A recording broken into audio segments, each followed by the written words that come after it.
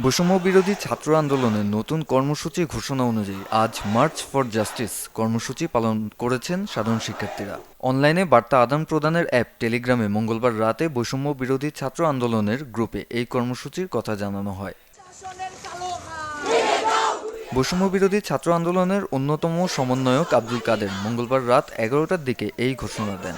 কর্মসূচির ঘোষণায় বলা হয়েছে, সারা দেশের ছাত্র জনতার ওপর গণহত্যা, গণগ্রেফতার, হামলা, মামলা, গুম, খুনের প্রতিবাদে এবং জাতিসংঘ কর্তৃক তদন্তপূর্বক বিচারের দাবিতে ছাত্র সমাজের 9 দফা দাবি আদায়ের লক্ষ্যে দেশের সব আদালত, ক্যাম্পাস ও রাজপথে মার্চ ফর জাস্টিস কর্মসূচি পালন করা হবে।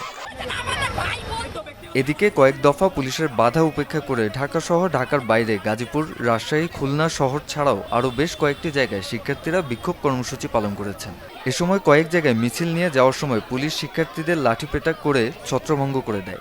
পরে কয়েকজনকে আটক করা হয়েছে বলে ছাত্ররা অভিযোগ করেছেন।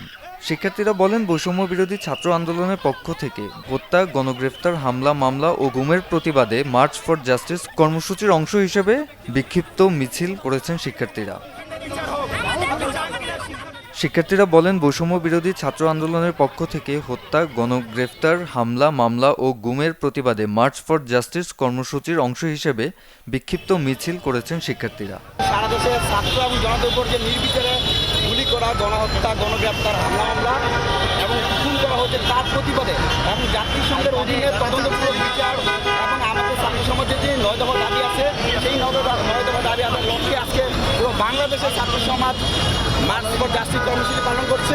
আমরা চাই আমাদের ভাই বোনদেরকে ছেড়ে দেওয়া হোক, আমাদের 9 দফা দাবি মেনে নেওয়া হোক, আমাদের সমন্বয় আমরা চাই পরীক্ষা যেটা স্থগিত আছে এইচএসসি সেটা চালু করে দেওয়া হোক, আমাদের এডুকেশনাল ইনস্টিটিউশন চালু করে দেওয়া হোক। আমরা শান্তি চাই।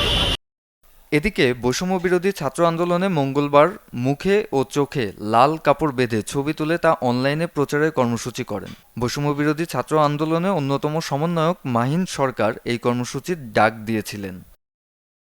মাকসুদুল হাসান রাফি, চ্যানেল 24, ঢাকা।